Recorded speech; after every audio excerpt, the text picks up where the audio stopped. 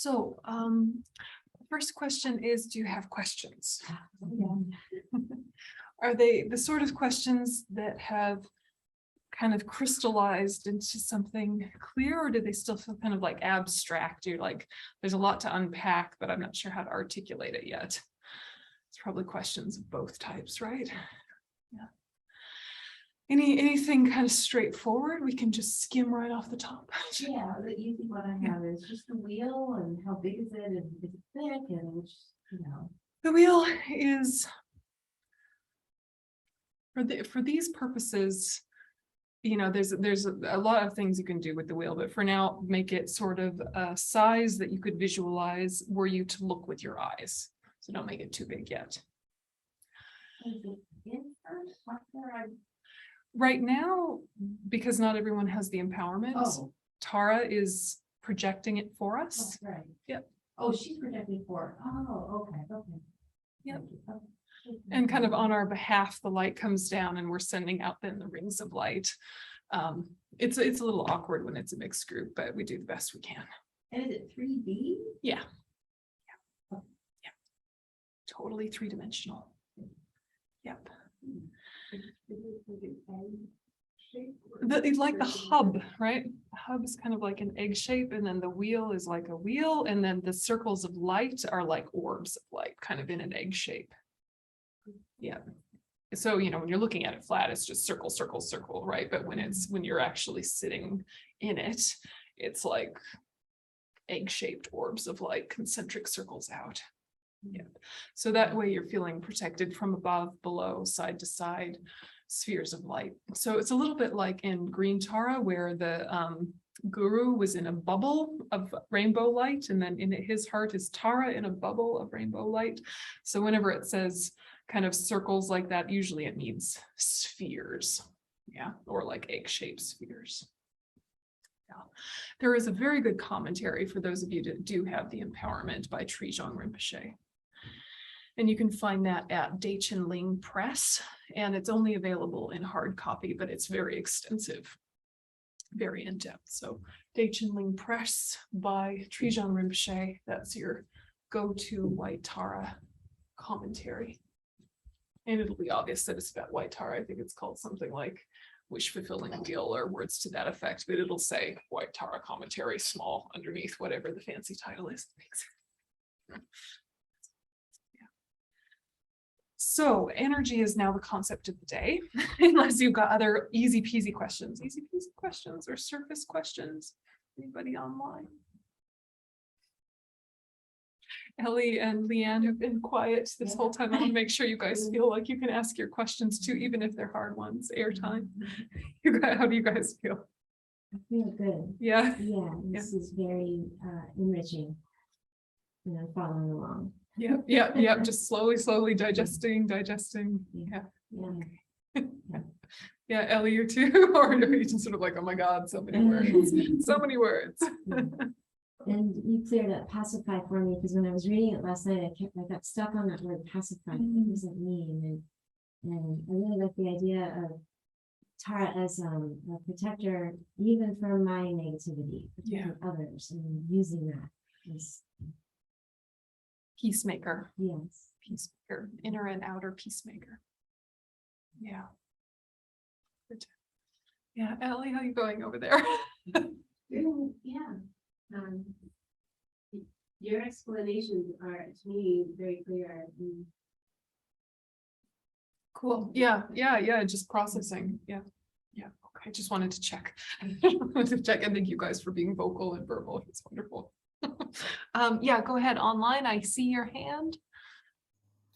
Hello. I would like to know, what does it mean, the blessings of the eminent victorious ones? So it says eminent, EMINENT. And also, what does a variegated Vajra look like? Multicolored. Yeah, multicolored, variegated. Yeah, in this context, usually means multicolored, made of light. Yeah.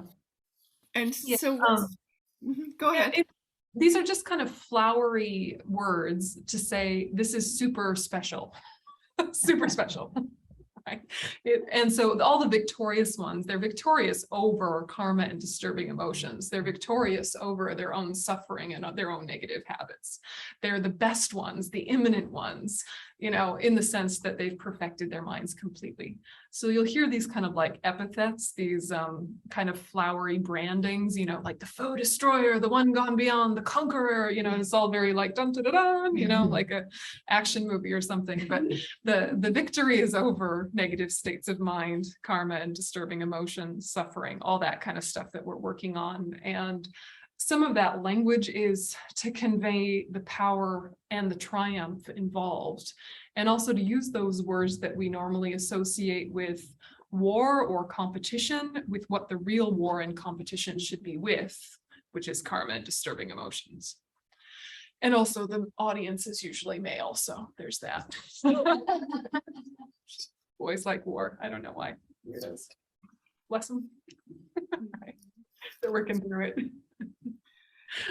So yeah, so those, when you see those flowery words, don't get tripped up. Know that it's always going to be a reference to Buddhas and or bodhisattvas. Even when they say like conquerors and their sons, they mean Buddhas and bodhisattvas. No one's giving birth to anyone. Tara is not literally giving birth to Buddhas. They call her the mother of Buddhas. It's that she's representing wisdom, and it's from realizing wisdom that all Buddhahood flows. You know, so kind of like hear the metaphoric sense in all of these, and yeah, it makes sense that you're like, what? But you'll get used to it. It's again and again. Yeah. Did that answer your question? Yeah, it did. It helped. And especially what you said about the metaphoric approach of giving birth to all the Buddhas. Yeah. Yeah, that helps.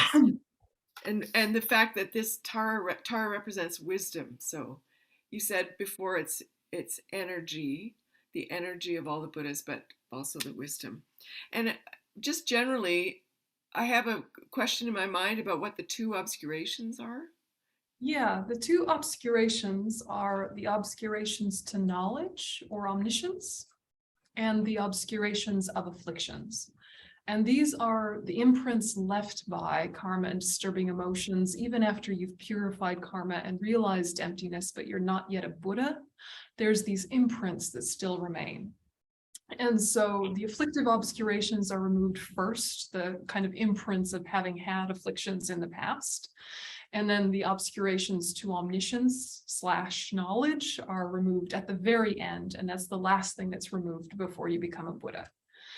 And so they equate this to like, think of negative karmic seeds as being like garlic in a jar. And purification is like getting rid of all the garlic in the jar, but then the jar still smells of garlic. Yeah, and that smell of garlic that remains is like the imprints or the obscurations of afflictions and the obscurations to knowledge. So when you're a full-fledged Buddha, it's all wiped clean magically. You've done your vinegar bath or whatever, and now it doesn't stink anymore, right? So it's a little bit like if we've realized emptiness, or once we've realized emptiness, still it's only while in meditative equipoise on emptiness that we perceive it directly. And then you get out of meditation and you're walking around living your life, things still appear to be truly existent. You just don't believe it as much. Yeah. And it's only once you're finally a Buddha that appearances and reality are simultaneous all the time, because you're abiding in this state that's aware of both relative and ultimate truth simultaneously. But up until then, you got to alternate. But we already have some sense of that. It's like if you were really thought someone was awful, you know, they were awful, mean, terrible, rude person, and then you found out their backstory and that they'd had this trauma or that hardship or this poverty or this health issue, and suddenly their behavior made sense to you, they might still be rude, but it doesn't get to you anymore. Like the spell was broken. Yeah. You know, when you like find out the backstory of someone or the context of someone, then even if they don't change, your attitude towards them does. So that's kind of an ordinary example. So those are the two obscurations. Thank you. You're welcome. Yeah, other questions? I guess I have a question, so like, what specifically does green Tara represent? Green Tara, specifically action and protection. Specifically action and protection is green Tara. White Tara is specifically longevity and health. And all Taras help you overcome the 8 fears. And I think they're listed in a teeny tiny footnote on the very last page. Yeah, they are. And these are things like lions and elephants and fires and floods and, you know, all that kind of stuff. But really what we're talking about is pride and attachment and anger and all of those things, which are why we're afraid in the first place. The 8 years have to do with 8 worldly. No, that would be nice if they were. That would be nice. That would be tidy and nice, but no, Buddhists, come on, synchronize your lists. Right? We need a spreadsheet. Definitely. So when you see iconography in Buddhism that's female iconography, we're talking about a wisdom emphasis. When you see a male depicted entity, we're talking about a method emphasis, but all Buddhas combine it both. It's just the emphasis is for our sake. All Buddhas encompass everything.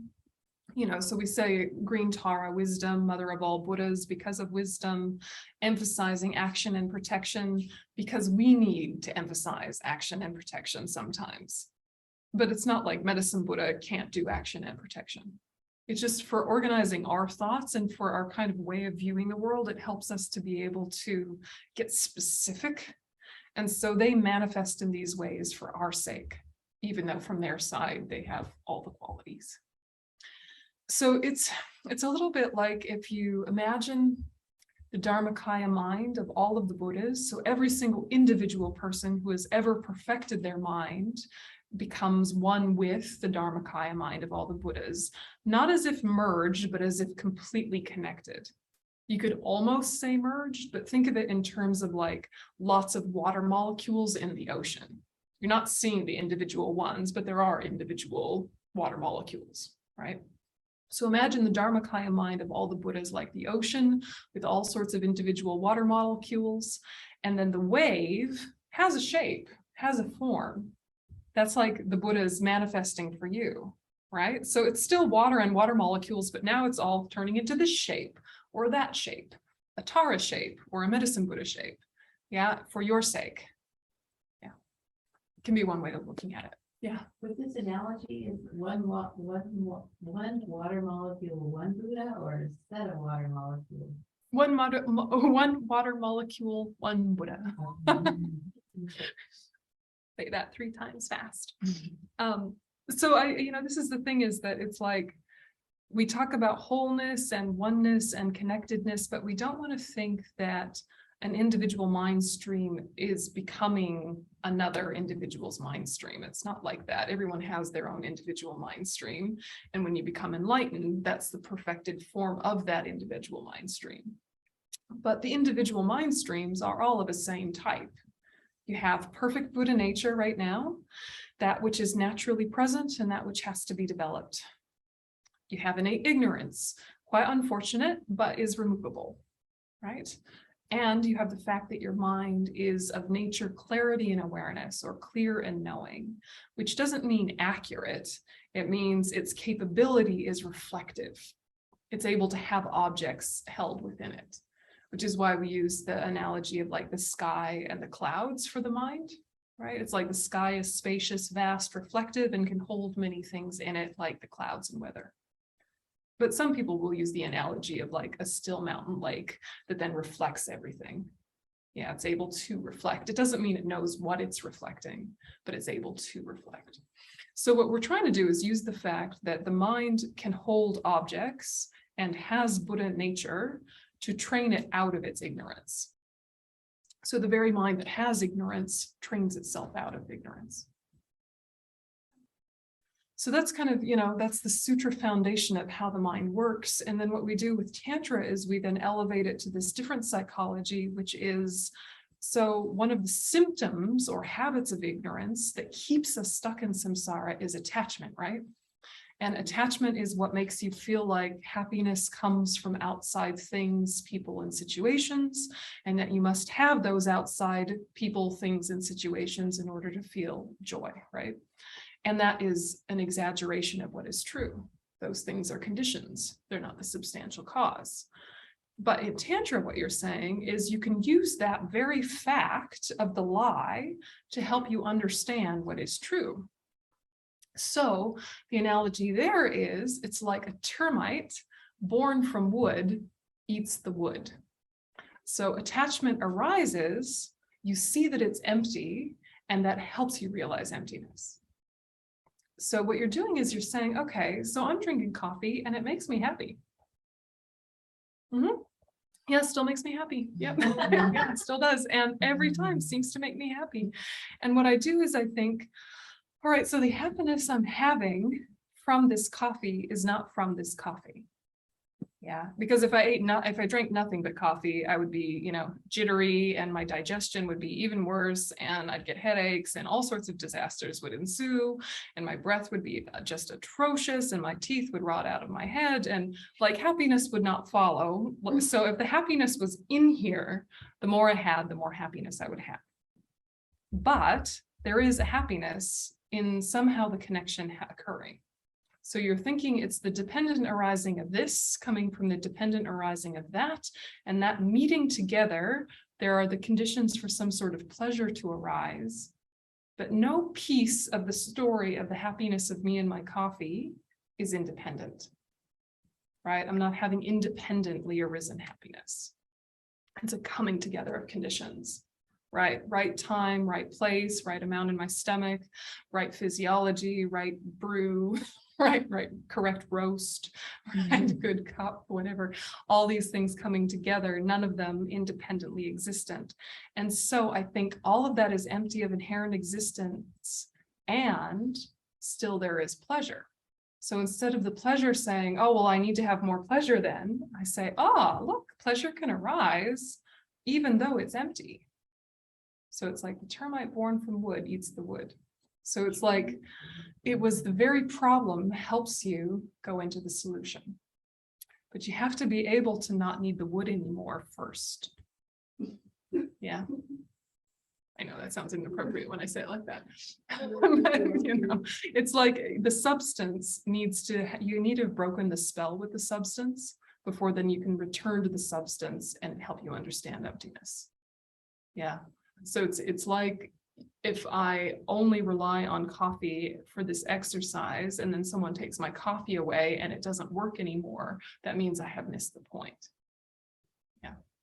So now what I'm going to do is I'm going to think, what is the happiness of drinking coffee? Can I conjure it up divorced from the coffee? Yep. Therefore, it wasn't just the coffee that gave me that. Yeah. Not from its own side, not independent of everything else. That proves to me that it's empty, and yet the bliss remains. So this is very delicate and requires a lot of thought, but it's at the heart of how Tantra utilizes negative states of mind. And until you have the empowerment, we really can't go much farther into the conversation, but you're already starting to see how you're trying to break the spell with the very same thing that made you have yourself under a spell. Yeah, it's the very mind that's problematic becomes the mind that sets you free. The very habits of attachment that have kept you lost in samsara can then be turned into the things that break the spell of them. It's just about looking at them from different angles. So some people think that you have to not have any conceptual thought, or you have to get rid of thoughts while you're meditating, and that's somehow realizing emptiness. And from our school of thought, no, that maybe helps you be a little bit relaxed, but that is not even close to the point. You need a great deal of thought and a great deal of conception to move beyond conception to perception. You have to think your way into emptiness. If you're just kind of vagued out with no particular thoughts and words, that's not realizing emptiness, that's just vaguing out. Yeah. So what we're talking about is a specific emptiness, the lack of inherent existence. And the way you access that, because it's a non-affirming negation, how can you feel that's an absence? Yeah, how can you find an absence? You have to look at the reasons why. Why is it empty? Because it depends. If it didn't depend, it couldn't be empty. So it just takes a lot of sitting. So anyway, the wisdom realizing emptiness is represented in female form. The method side of the path is represented by male forms, but both encompass both, and we have both within ourselves, and both need to be unified in order to become fully enlightened. So right now we're emphasizing this aspect of the path that has protection and action yesterday, and today life force, vitality, health, and all of that is under the heading of what gives you energy. So from a sutra perspective, not getting into tantra, what gives you energy, do you think? Just kind of making a guess. What gives you kind of, momentum, vitality, besides coffee? What ways of thinking or what kind of situations spark joy, as Marie Kondo would say, right? What kind of makes you happy to engage with life? Other people that are happy. Other people that are happy definitely helps. Definitely helps. Those are definite conditions. Puppies also are very important. Yes. Right. And it's exactly right. And not from its own side, because if you're in a certain kind of mood, puppies are annoying and happy people aggravate you. Right. But in a certain context, dependently arisen, puppies and happy people certainly give you energy in a certain context, but not from their own side. Yeah. Yeah. I mean, really think about it like a good day. What are the ingredients of a good day in terms of your own psychology, like the ways that you've been thinking and engaging with the world and yourself? Or maybe it's easy to think of the opposite, what steals energy. Maybe you have plenty of energy, except when ... what sucks your will to live. Right. How about just being useful? Being useful. Yeah, definitely being useful gives you energy. Absolutely. There's something important in that one. Keep that one. Yep, something about people and connection, something about usefulness. These are important pieces, not from their own side, but important. Yeah, keep thinking. What else gives you energy? Nature, simplicity. Nature. Yep, simplicity. Yep. Hard work. Yeah, hard work. Yeah, absolutely. Again, if it feels useful, right? If it felt like menial, like you were in a chain gang or something, or something, breaking rocks or something. Maybe if you were sort of a robust, vital person in your body, that would be energizing. But if it felt like you were being forced to, would it, So there's something about the attitude of making it voluntary. Like if you have to, no fun. If you want to, great. But same activity, different responses. It's not like there's a right or wrong answer here. We're just kind of exploring, why do we have energy? Because there's obvious physiological things, and no one's negating obvious physiological things. You need to get enough sleep. You need to eat healthy. That stands, right? And if you're someone on the path to enlightenment, it's very important to look after your health, because you need to be strong for the sake of sentient beings. So it might be that your dear friend is in crisis and needs to talk to you on the phone all night about their crisis. If that's a one-off, you'll sacrifice sleep. But if it's pattern, you say, do you know what? I don't know that we're breaking any new ground here. Sleep for the sake of all sentient beings is going to take priority. You make those kind of decisions, even though you might make them momentarily disappointed, it's for the greater good. Whereas if you were just thinking about just this life or just this relationship or just this person's immediate crisis, you might say, okay, I'll have, 2 weeks of sleepless nights just so they like me, right? Whereas if you have the greater good mentality, you think, whether they like me or not, this doesn't seem immediately effective. What's going to be more effective is if I'm well slept. Well slept? Have slept well. Yeah. I have not slept well. Hence more coffee. But you really need to emphasize your health and your sleep and your human relationships and your sense of meaning and purpose and all of these things that have nothing to do with religion. That's foundational. Like if we have a Maslow's hierarchy, it's all of those things together at the foundation: health, safety, sleep, meaning and purpose, human connection, very important. Now, when we want to elevate, we start thinking about our mentalities about those things. So in Buddhism, what steals energy from a sutra perspective are what are called these 3 types of laziness, which is such a pejorative term and immediately makes us feel like full of shame and guilt and I'm not lazy. And, you know, and it's like, okay, acknowledge that response, put it aside, hear the word freshly, because what we're talking about is something that takes your momentum for the spiritual path, which might not look like normal laziness. So the first kind of laziness is regular laziness you are used to, which is just procrastination, right? So you have something important, but you put it off. And we're not looking at this in terms of a value judgment. We're looking at it in terms of logistics. If you want to practice the spiritual path and you keep putting it off in favor of instant gratification, it will never get easier, right? And that is totally straightforward. And you knew that before I told you. But we had to bring it up to our mind for a second and just sit with, we have priorities, and then we go against our own priorities. And that shows us that actually our priorities are not what we thought they were. We thought our priority was the spiritual path, self-development, integration, being, I don't know, whatever, a good person in this world. That's how we identify. But our behavior is showing us that our priorities are something else. What are our behaviors showing us about our priorities? And to hold that in a really light, gentle, not taking yourself too seriously, not getting heavy about it kind of way. What did my behaviors show me about my priorities? Yeah, I want to get enlightened. And I also want to go to the movies. I want to get enlightened and like with equal sincerity, right? Equal sincerity. You know, it's just something to sit with without like an inner cringe. It's because you need deep self-awareness for any kind of progress on the path. Yeah, we had a very sweet boy at Chenrezig Institute who had Down syndrome, and he loved our teacher. He loved our teacher so much, and he loved Elvis.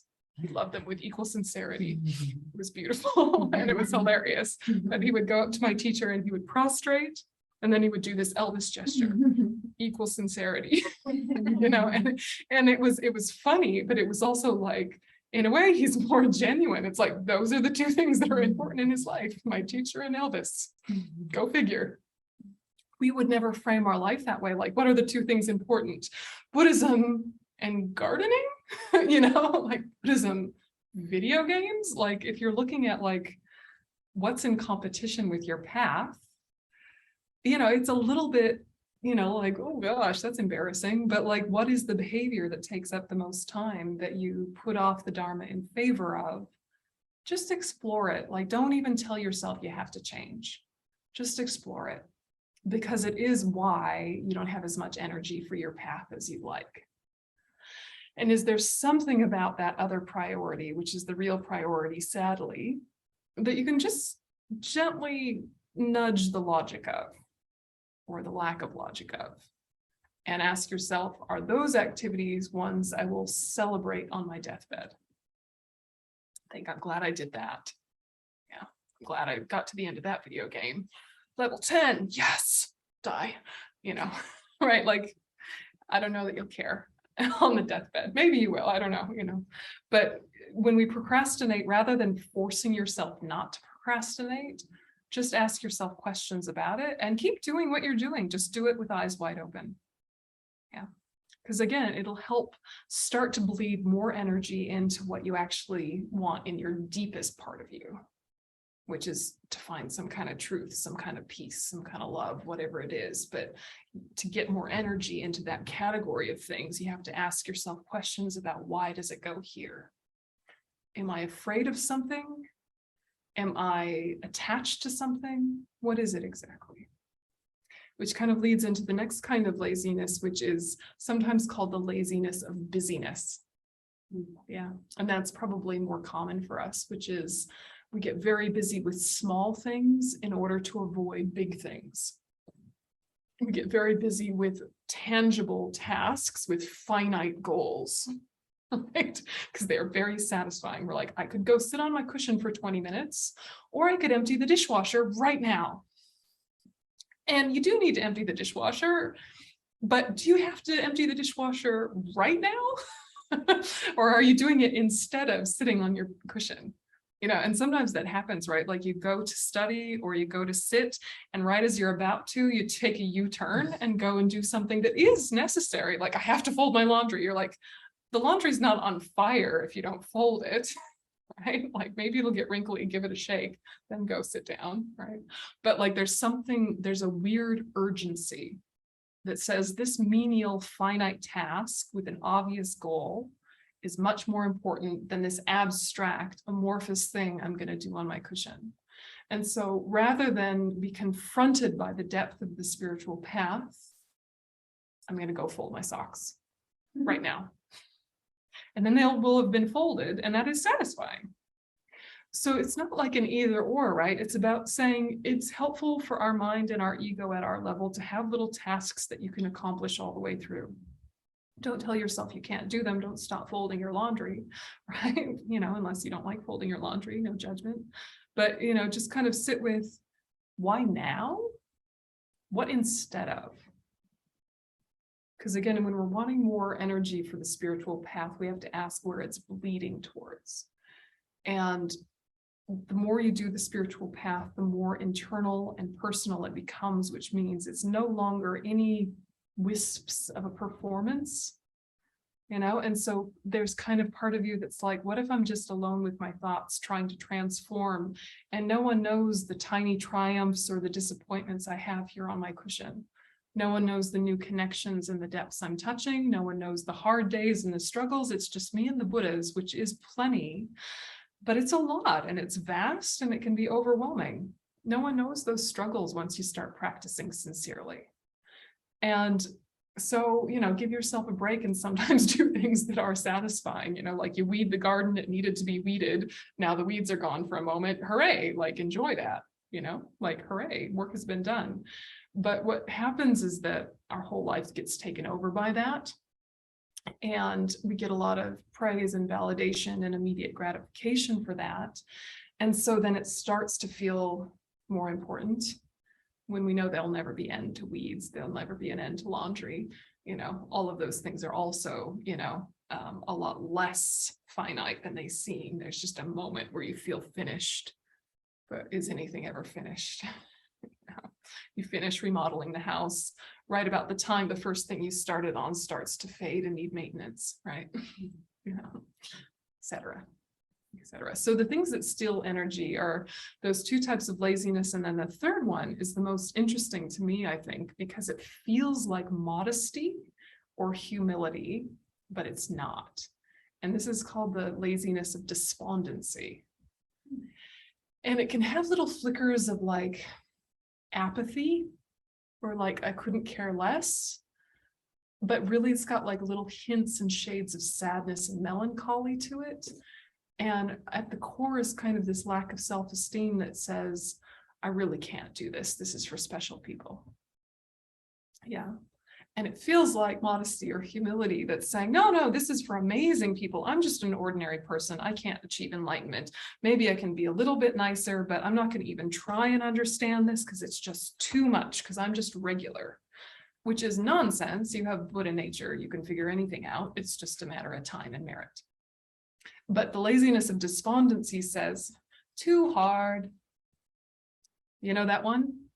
But it's like too hard with like an edge of sadness, or like too hard with an edge of low self-esteem. That it almost feels like depression a little bit. And that totally sucks the energy out. And it can be very much accompanied with pride, ironically. Yeah, the relationship between despondency and pride is not always clear. But what happens is that if you are someone for whom normal worldly things come fairly easily, You know, you're a smart enough person. School was not a huge challenge. You can figure stuff out when you put your mind to it. You know, you can put together IKEA furniture, looking at the instructions. You feel, yeah, I'm a smart person, right? Like, I don't know, whatever it is. Normally things come easy enough to you. You're a good problem solver. And then you meet something in the spiritual path that isn't quite making sense yet. It's easy to think, I am not smart enough, or this is stupid. And one of the two, either this is stupid or I'm stupid, rather than this is a whole nother area I haven't even touched before. So your pride says I should perform at this level, this high level or this normal level that you always perform at. And then in the Dharma area, you're performing here. And that dissonance makes you feel kind of like worthless. And you go from overestimating to utter underestimating. Yeah. When really you were just here in the center the whole time, which was perfectly fine. But your pride inflated what was possible, then got disappointed and way lower than was possible. And this is what happens with pride because it's based in an exaggeration. So confidence is wonderful. Confidence is needed. Confidence knows your potential. Pride identifies kind of more with what you've already done rather than what you could do. Right? It's like, I've done this and this and this in my life. That means I should be able to do this and this and this, like immediately based on that. There's some sort of weird, like you have an inner resume or an inner CV that says, do you know who I am, Tara? I should be able to do this immediately. Do you realize what I've gone through in my life? And she's like, what? You know? So just kind of exploring that relationship to when you feel that sense of this is too hard or I'm too stupid. Is it actually a little bit of an excuse to not try? And something my own teacher used to say all the time was, Westerners are so funny because they say things like, I don't understand this, so I'm not gonna study it. I'm not gonna study this, I don't understand this. And it's like, well, I don't understand is the reason to study, not the reason not to. Or I do understand this, and that's as good as having already done it. I understand how this would work were I to do it. So now I've done it. So we have these weird false logics, right? It's like, I understand how patience works were I to have it. So why do I need to work on my patience? I understand the psychology. You know, we have funny ways of talking to ourselves. And so this laziness of despondency, it just kind of takes the fire out of the practice, or it takes the fuel out of the practice, and it gets kind of nihilistic sometimes and says, why is anything worth anything? The world's on fire, people suck, maybe I'll just get a new puppy and like live my life and eat chocolate, like just enjoy the ride until it all explodes. You know, kind of gets into that weird like nihilistic, hedonistic kind of fusion of despair and craving, and which is very human and normal. But the laziness of despondency is very dangerous because we might say, I'm just being humble. Yeah, but you have Buddha nature. You can do anything. What you might not have realized was the pacing. Yeah, the pacing that's needed, the timing that's needed. Yeah, that's the thing that we might not get yet. So the real humility has confidence together with it that says, well, I understand this much, I can only practice this much, but if I practice this much for a long time, my goodness, it'll go deep. Yeah. And there's a disconnect between what you understand and what you're able to do, and that's totally normal.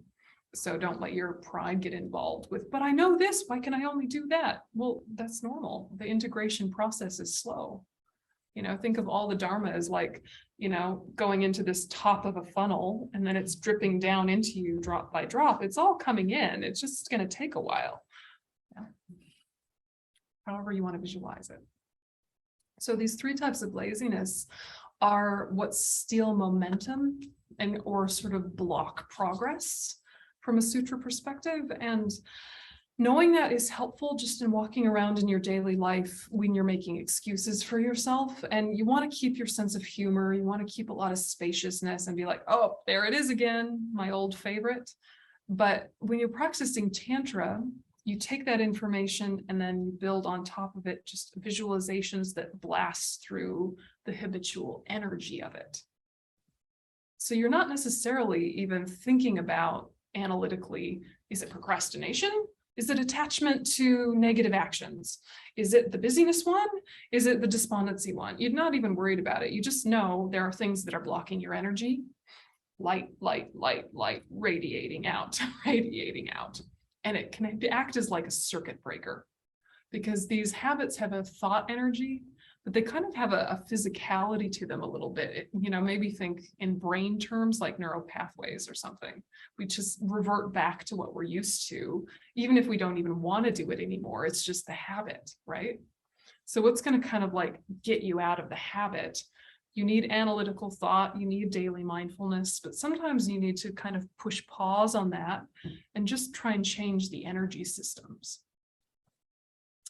It's worth experimenting, right? Like, don't force it, just kind of see what happens if you say, okay, today's a low energy day. Could be food, could be sleep, could be laziness. Who knows what it is? Let's just do a little Tara with no expectations. Yeah. And then see, do you feel better after? Because sometimes you will, because it will have shifted something. So the mantra itself has a lot of energetic ability to kind of help you recalibrate and protects the mind. And these sacred sounds really do have a lot of impact. So sometimes just the mantra is enough. Yeah, but you add the mantra to the visualization, can go more deeply. Questions or additions or arguments?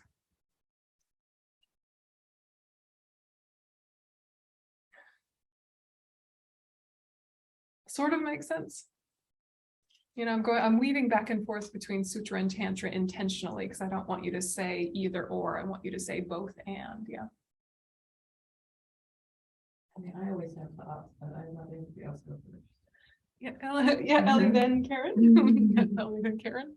Did you go? I just kind of had like this realization when you were talking, when you said the word busyness, and I was writing it, and I wrote busyness. Right. Right. Oh. Wait.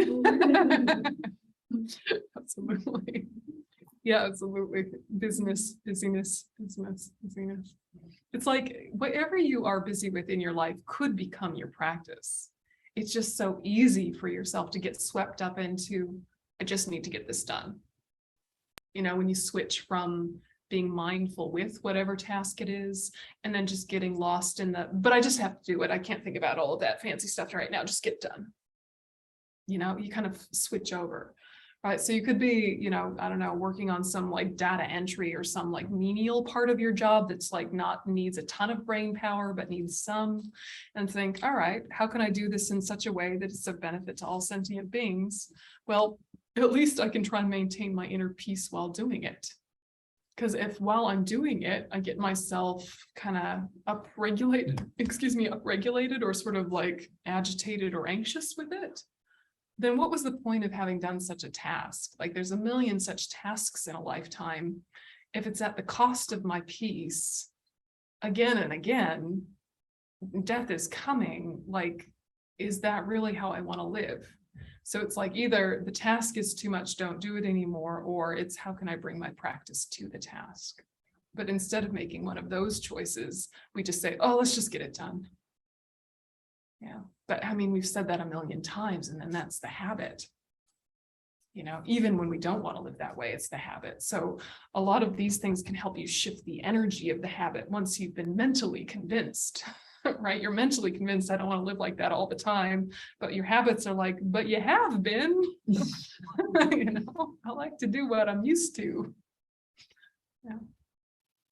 Yeah, so making your life your practice is the main thing for all of us. But asking how is that going to work? It's got to be really individual. Yeah. I have a question. Oh, yeah, sorry, go ahead. Yeah. The question I had is about the fact in my daily life, I think the primary affliction I've got is anger. And so I was thinking these taras are the more peaceful side. Would it be more useful to do a more wrathful Tara practice to blast? Because it's anger is what comes up for me the most in my everyday life. I think that you need a working strategy with your afflictions from a sutra perspective before you try and move into the tantric antidote. So if anger is the issue, then the sutra project is patience, loving kindness, wisdom realizing emptiness, those three. And the wisdom realizing emptiness is the antidote to any of them. So if you ever want to just cut to the chase, but it requires a fair bit of study for it to work, right? But, you know, if you're thinking the person I'm angry at is empty of inherent existence because they dependently arise, right? They did the thing, they are the thing because of countless causes and conditions. Which of those am I angry at? Well, not one individually, all of them together. Oh, right, okay. I am empty of inherent existence because I dependently arise, meaning also my reactions, why I decided this is annoying or irritating or worthy of my anger, or worthy of my rage, whatever. Countless reasons made me decide that was unacceptable. And then all of the surface conditions of too hot that day or too loud that day or whatever things, and then just the fact of us coming together. So what am I angry at? Not one thing. Yeah, but you're blaming one thing, that person. So remembering dependent arising points you to emptiness, dissolves your anger. Or you could just meditate on patience, or just meditate on loving kindness. Or if you're too angry, go for a walk, or let yourself settle down and then analyze. But there's all sorts of techniques in sutra that you want to have a working serviceability with before you even touch trying to work with it with Tantra. Yeah. So at our level, Tara is going to help soothe the mind and keep it steady so that the old patterns don't have as much space to pop up. So it's kind of like Tara or any practice is kind of prevention, and use her as prevention. But know that you will get distracted, and when you're distracted, old habits will come up. And when those old habits come up, just use good common sense about which sutra practice is going to work for you in that moment, that day. Yeah, whether it's like body mindfulness to let the energy of anger roll through, and then you do some analysis. Or if you have enough space, you can do analysis in that moment, but you know yourself, you make those choices in real time. But the Tara practice, you know, will protect the mind from it arising in the first place while you stay mindful of it. Yeah, I was Yeah. thinking about using the mind protection, if you will, of the mantra when I can't do any of this other stuff. It's like, Yeah. so that's where I'm thinking. That's what I'm thinking about. Mantra will help. Yeah, whichever is your favorite of that day, or whichever you remember first, it will protect your mind. Yeah. Yeah. And if you anticipate anger is likely to come in a certain situation, kind of front load the activity, right? And be like, going to see the mother-in-law, oh, I'm sorry, Teresa, oh, I'm sorry, Teresa, you know, and kind of like brace for impact. Yeah, so kind of get yourself in a good state of mind before you enter conditions that normally trigger you. But yeah, don't worry about being specific about which mantra for what, just whatever one you remember is going to help, because they all do everything. Okay, thanks. Yeah, you know, in terms of just like in the moment of tension, right? But if you're thinking about how do I help someone in their life, and how do I direct some certain attention or energy to someone in their life, then you might want to be more specific. Yeah, then you might want to be more specific. So if someone is really in need of protection and really in need of swift action, sending a lot of Tara in that direction can really help. There was a story of not the last really scary bushfires in Australia, but a couple years prior to that, we had a friend in the Blue Mountains who his place was surrounded by fire, and he was doing stay and protect, which is a thing they do in Australia because they only have volunteer firefighters. They don't have like nationalized firefighters, whatever. Anyway, so he was staying on his property, and he was like wetting things down, and he was, you know, putting out spot fires and stuff. And the bush fire was coming closer and closer. He was right in the forest, and gum trees have this bark that just like loves to burn, right? And it was just coming and coming and coming. And there was like a fireball kind of coming from the forest, like it wanted to jump the road to his house. And he was like, this garden hose is not going to cut it. And he just started doing Tara mantras and it went around. Now, it could have been the wind, it could have been any number of things, but what exactly was it that helped protect him in that moment is a dependent arising, but Tara might have had a hand in it, you know? So you never know, right? It can't hurt, but in terms of immediate protection for your mind, definitely that's going to help. And with long life and sickness relief and all that kind of stuff, if you shift to white Tara, you can always think that in the Sadhana where there's Amitabha or Amitayus, and there's his little vase of immortality, you put the person in the vase, put him in there. Yep. And then think that all of that vital energy goes straight to them. Yeah, and that's a practice we use. And if it's our teachers, then we change the word mama to guru in the Tara mantra and think of the guru in that space and creating the cause for their long life. So these practices are flexible for your daily life. You can use them in a pinpointed way, directing towards issues in your daily life. I guess the danger is that you get too lost in the minutia of daily life and forget the big picture. You know, so it's like you use what's happening in your daily life to remind you of the big picture. Yeah, you think, okay, this person's in distress, or I'm having anger, or this is happening in the world. All the more reason to do my Dharma practice. Okay, for all sentient beings.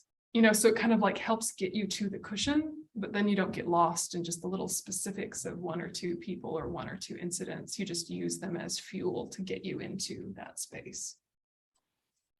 That makes sense. Yeah. Yeah. Yeah, other questions?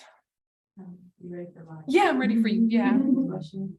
So, I mentioned Steve before, so, I'm kind of talking about, and I think it's related to the third type of despondency. And kind of and I'm not sure, you know, I'm not sure how to handle it in the terms of the feeling of torture in a long sadhana with all the images. And I personally do not like stories. Like people start telling a story, you know, around the table. I kind of like it. That's the last Cut to the chase, yeah. And that's the chase. I'm, you know, to the point. I'm a direct person, and I like things to be, you know, condensed. And so I think that might be really good point. I don't like sadhanas. They're, you know, really short ones. That's okay, but What's your favorite style of practice before we dig into that? Going for a hike and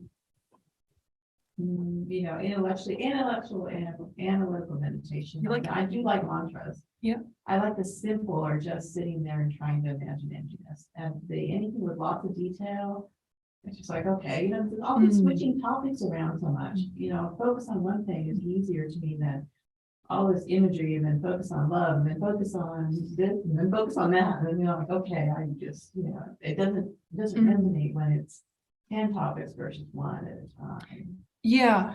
And so given that, okay, so what she's talking about is the way in which sadhanas go from here to here to here to here, and it all feels rather involved and maybe laborious, and it's hard to keep your interest or keep your, you know, just, you know, enthusiasm for it because of that. Well, even just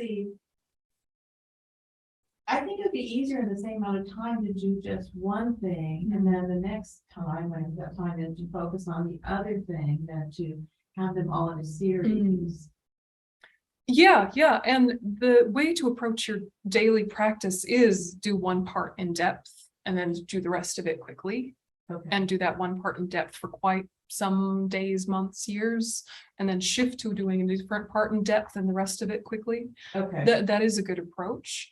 But also what you're describing is just the struggle of, if you haven't been to tons of teachings on the main topics in Buddhism, so much so that they're your normal kind of inner voice, then it's going to feel a lot clunkier. Well, then it sounds like not though. Right. I'm just saying there's missing pieces because, like, take something like driving. Okay. When we first learn to drive, you really had to think like, look in this window, look in that mirror, look in that mirror, keep your hands like this, do your feet like that, you know, and then you're like, oh, fiddle with the air conditioning. Oh God, I can't even look over there because I'm not, you know, but now we're so used to driving. We do a million things and it's not even that obvious, right? We're checking, staying. We can be eating a sandwich, you know, we can be having a conversation, eating a sandwich, listening to the radio and driving on a scary road. And it's not too bad. You know, that's because of repetition and familiarity. Yeah. So when you're doing tantric sadhanas, it is very much like you're holding this, adding that, holding this, adding that, holding this, weaving in that. And eventually you're holding many things at once that you've gradually woven in, but you've met each one of those pieces as individuals at some point, right? Like you've met this way of framing refuge at some point, and then you build in the mind of enlightenment, which you've met at some point, and then you build in and you build in. So it's, you know, there's a lot of ways of framing it, but it of course is going to feel laborious the first time, even if all of the concepts are clear, because you're just getting used to a new sadhana. Then second of all is no doubt there are sections in here where you're like, I don't know what that means. That's less interesting, or that's too many words to say something I know, right? And it might be that actually those words are conveying something you hadn't realized because you hadn't read the commentary yet. You know, why is it a large, spacious, extensive vessel from which Om dissolves and then arises the syllable? There's a whole set of reasons for that, which you read in the commentaries. But until you know why, you're just like, well, that seems pretty. Okay. You know? Yeah. And it might have flavor and artistry to you and have some meaning right at first, or it might just be like, all right, why not? Okay, anyway, moving on, you know, and so it's kind of having a curiosity that doesn't need to know all the reasons why, but is wondering what happens if. What if I hold what that just said and then weave in what that just said and then build in what that just said? And one of the types of laziness is also just when you get used to something and wanting to stay there, then your mind can get a little bit concrete and not want to be flexible. And Tantra insists on flexibility. Yeah, and it definitely is tiring. It definitely is, but it also can be very strengthening and enriching over time. So when you're in your house, you're not going to be doing as many sessions of sadhanas as we've been doing in a retreat session, right? Or if you do, you know, it'll be things that you've gradually built over time. Yeah. Can I ask a particular question on the adding in concepts in the same thing? Because I've done mind and mental factors, you can only hold one thing at the same time. So if That's not quite true, but yeah, go ahead. Oh, but if you're adding, well, you switch between them. Well, when you're talking about minds and mental factors only able to hold one thing at one time, you're only able to hold one concordant thing at a time, right? Like you can't hold love and anger at the same time because they're discordant, but you can hold many things about love simultaneously that are in alignment with it. Yeah. I was thinking that that it was like every, you know. It's like things take turns being emphasized, right? So like if it was all a picture, you're holding this whole picture of this whole book simultaneously. But then if I say, look at the bowl, you zooming in on the bowl and you're aware of the generality of the rest. And then I say, okay, know that there's a bowl there, but now look at the title. You're aware there's a bowl, but now you're zooming in on the title. You know, so the whole thing is held all the time, but you're kind of emphasizing and sharpening certain areas of it, even while holding the whole thing. Okay. Yeah. And you know, it is a lot. And it's not like you're holding, I mean, even saying hold refuge and bodhicitta at the same time, right? Like what you're doing is you're holding refuge and then you bring in bodhicitta, which is then informed by the refuge you just touched. So in a sense, simplistically, you're at a new thing. It's not new, new, but though. it's like you're weaving a tapestry. Okay. Yeah. You know, one thing is informed by the next. You know, if you're reading a novel, you're not holding everything that happened in chapter 1 with chapter 2, but what is happening in chapter 2 is informed by chapter 1. You're remembering what just happened, right? Okay. So it's a similar thing, like what happened in chapter 1 informs what happens in chapter 2. You're not like starting fresh at chapter 2, like, who's that guy? I don't know what's happening. You're like, what that guy is. You just met him a minute ago in the previous chapter. So with refuge and bodhicitta, you're not oscillating, you just, okay, you got refuge, you think about refuge, bodhicitta comes in. Yeah. On top of it, kind of. You're It's thinking about bodhicitta you're and augmenting and that- augmenting, right? Okay, not trying to, Yeah. okay. Layering or augmenting. I mean, there's a lot of different ways of thinking about it. And you're right, you're only thinking of one thing at a time. But if you're thinking of one thing informed by a series of thoughts, that's different than thinking of it kind of cold out of the blue. Okay. Yeah. I feel like it's like, okay, now it's a new thing. Now it's a new one, now it's a new Yeah, thing, and that now would be it's a new one, tiring. now it's Yeah. softer now. Yeah. Now it's a softer now. Okay. Yeah, no, everything's linked and make it linked and hold it as linked. And it's a whole thing. And at first it is a little clunky because you're just getting used to the steps. Yeah, you're just getting used to then what happens. Oh, okay, all right. But after a while, the layering becomes a lot more just kind of in the flow, just because of repetition. Yeah. And I mean, it's a really important point you're making, but there's also this part of us that likes to hold still once we settled, and doesn't want to shift gears too. There's also that part. But really I think the novel analogy might be the best one so far for like how chapter 1 informs chapter 2. And there's a bunch of stuff happened in chapter 1, and you're not remembering every single piece, holding that like this while reading chapter 2, but everything in chapter 2 is informed by what you've touched there, right? So with a new one, how should you approach kind of doing it slowly so it's not Overwhelming. overwhelming? Well, I mean, what have you been doing, right? Is like the first session, I did the very simplest version, which is only 1 page, not even really a paragraph, right? Just kind of meet her. Okay. And then the second time we went through it really slowly. And then this time, when we're about to do it now, we're going to do one part in depth and then the other parts more swiftly. Okay. It's not by accident the way I'm styling the retreat, right? That's the way to do it at home too. Okay. Yeah. Thank you. Yeah, meet it gently, small, then look at the whole thing slowly, then zoom in, just make friends with it, right? I think sometimes if you feel scared to even go paging back and forth, like, what happens here? Like, also just read it without practicing it sometimes. Be like, okay, that comes and then that comes. Yeah, right, okay. And okay, those layers of light. Do I need to draw myself a picture? Because I don't like that picture on the cover. Okay, I'm going to just kind of roughly, yeah, okay, now practice. Don't feel shy. Like, this is your life. This is your mind. Make it your own. But the key pieces are there for a reason too. So it's kind of like also when you're looking through it, check the headings and be like, yep, I get that one, that one. That one I'm a little stuck. Note to self, when I am having my one-on-one conversation with a member of the senior Sangha, I will ask about what that means. Or when the Geshe's in town, I'm asking about that part. And in the meantime, I'm just going to touch it gently for the sake of familiarity and move on.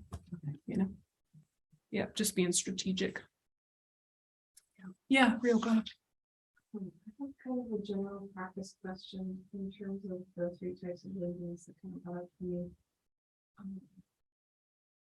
Like there's times in life where just everything hits at once and keeps hitting you, doesn't stop.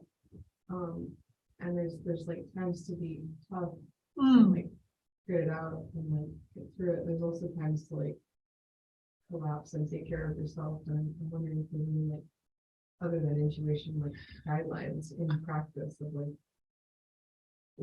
what could be considered like something in life that draws you way too far away from practice to be able to consider keeping it in your life. Yeah. Like what's a line to draw?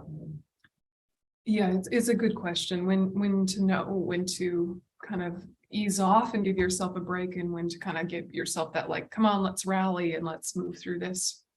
And I really do think you'd love the joyous effort section of the Lamrim, because it talks about all these supports for joyous effort and energy. And one of them is when you're tired, rest.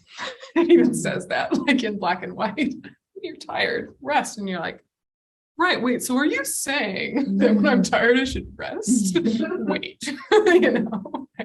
But I mean, that's one of the supports for joy is when you're tired, rest. And the supports for joyous effort also include like this steadfastness and this confidence that's built in having a goal you love. You know, but then you're pacing, and I'm always saying about pacing, and pacing is so key because doing a little bit every day is far more powerful than a huge amount every now and then in terms of continuity and momentum and, you know, just kind of changing your life. You know, like changing your life is a million tiny decisions, you know, and it might look like you've made this radical change, but, you know, that was a million tiny decisions that led to it. So when you're gauging for yourself when to ease off, when to go full speed ahead, I think you can use something really direct, like how you would be with your body, right? So if you were, I don't know, lifting weights or something, you want to lift enough that you feel it, but not so much that you hurt yourself. Because, you know, if you hurt yourself, you're not going to be able to do it again tomorrow. You won't build more strength on the back of that. You know, so if you did all of everything, maybe you could get through it. You could push through it. You could use every machine. You could use every weight. You could force yourself, and then you'd be laid up for a month and a half trying to recover. But if you did enough that was just enough to feel it, and you stopped before you got exhausted, but you were just a touch tired, right? A touch tired, a touch of effort, but you did that every day, you would get stronger.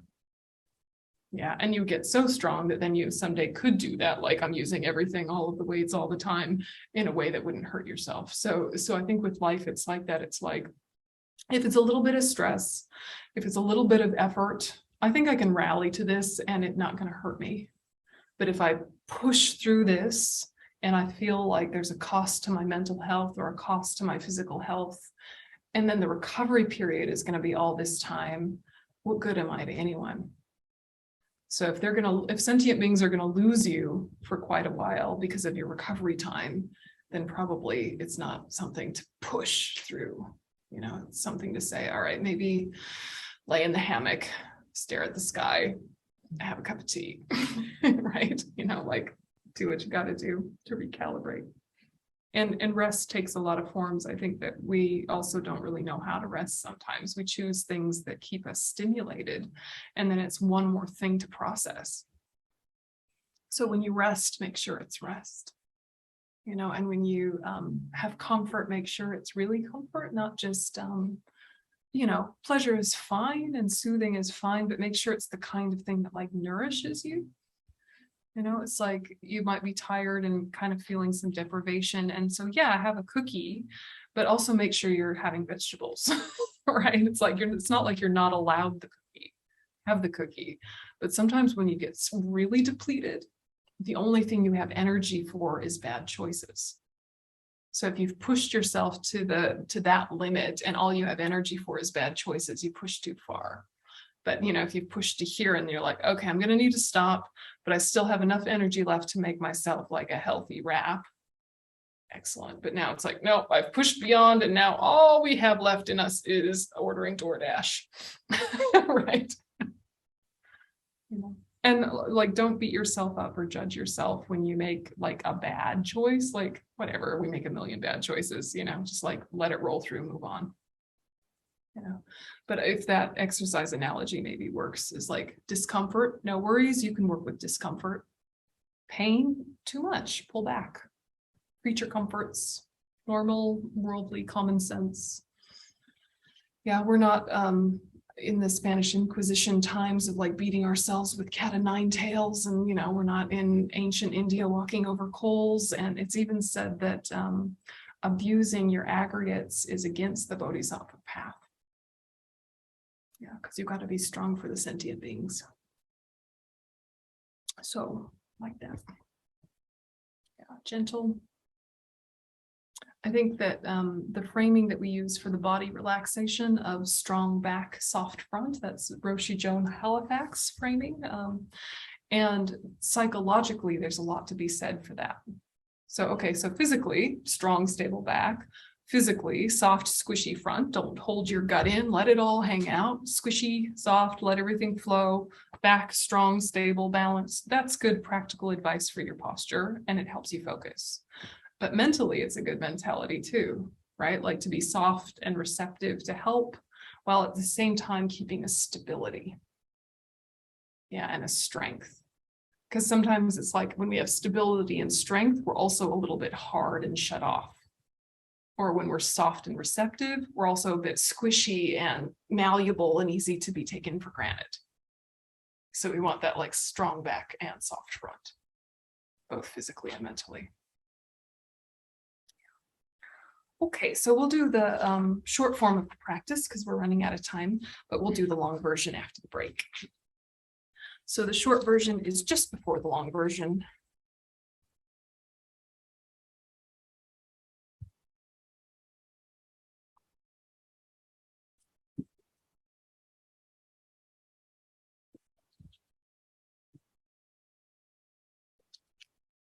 And it starts with, it says White Tara meditation for long life, and it starts with refuge in bodhicitta.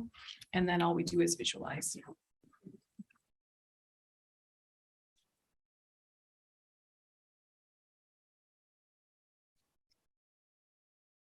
And it's the very first thing after Tara practices, right? So there's the tab and then it's the first page.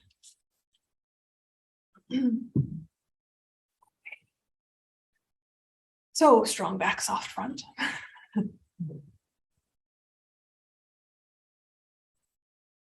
And if you want to take a few intentional breaths just to get yourself settled, go ahead and do that. And if you need to stretch at all or change position at all, go ahead and do that. But let yourself just be with your body.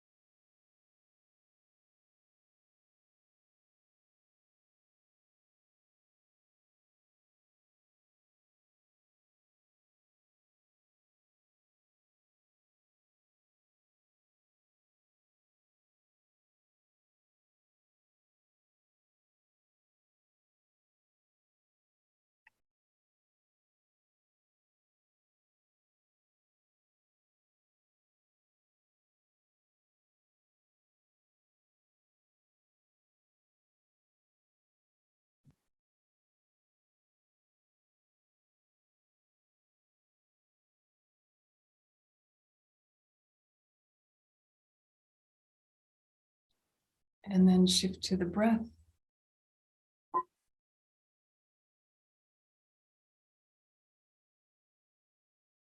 And if you prefer, you can use a mental image or the mind itself, but allow your focus to become single pointed for a couple of minutes, allowing surface distractions to settle.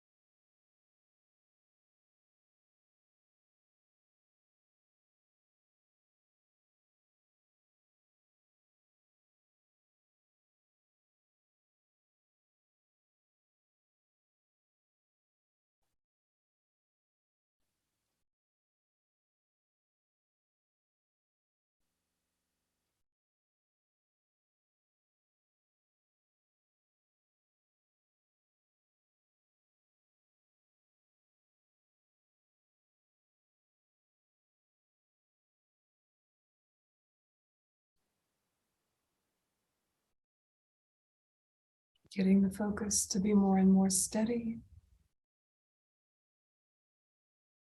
more purposeful. Coming back to your meditation object again and again, decisively without tension.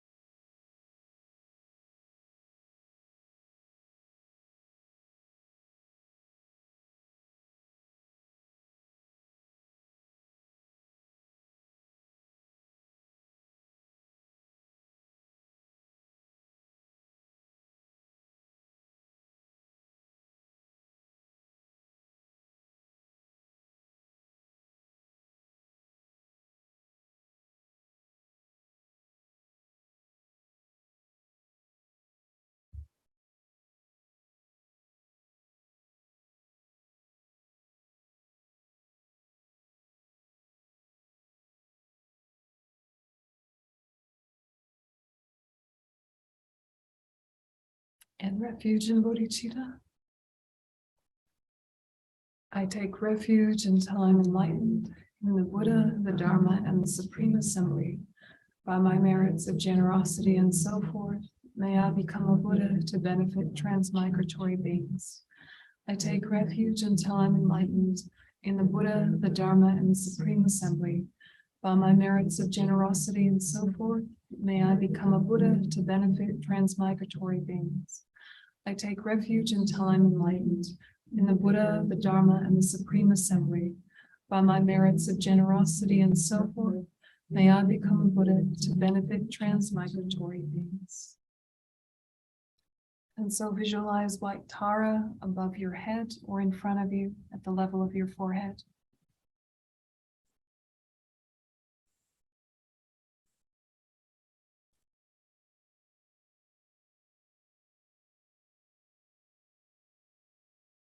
Bringing the image clearer into your mind's eye. Those details you remember. Most importantly, just feeling the Guru Buddha is here in this form.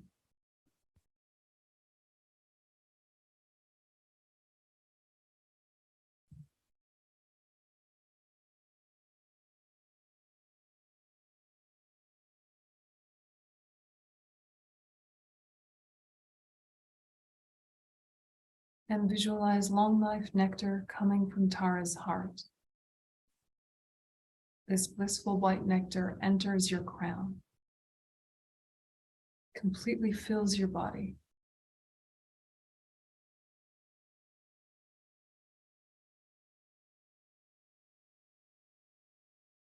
Feel strongly and concentrate clearly that all your sicknesses, spirit harms, negative karmas, and obscurations are completely purified.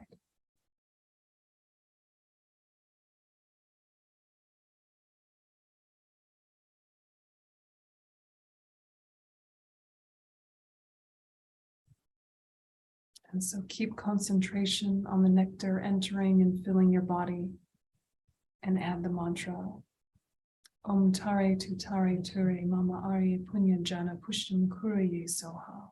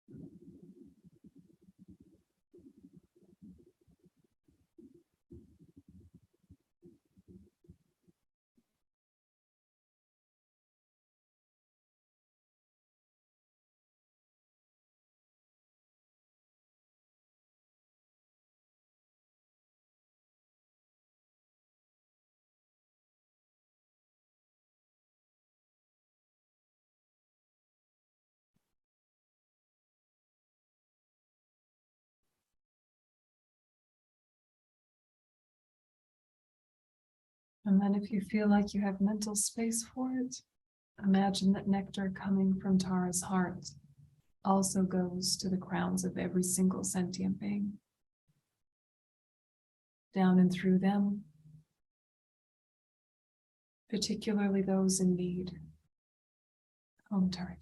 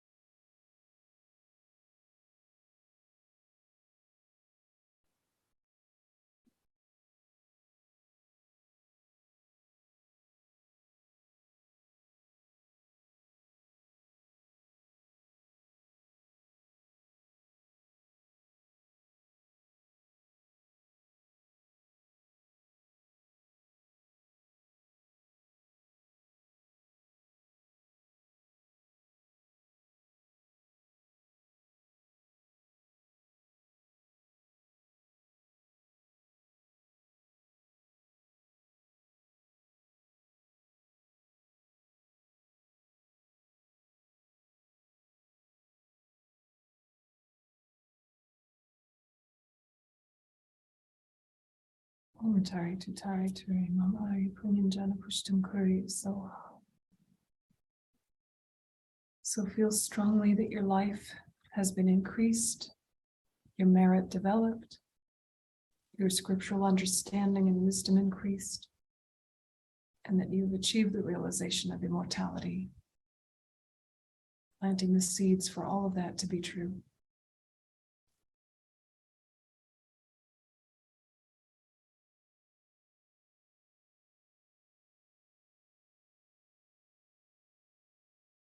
And Zara then dissolves into light and absorbs into you, stabilizing the blessing.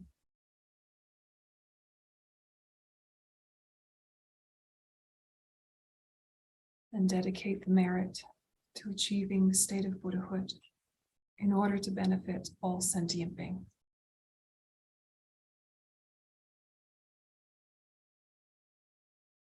and remembering emptiness.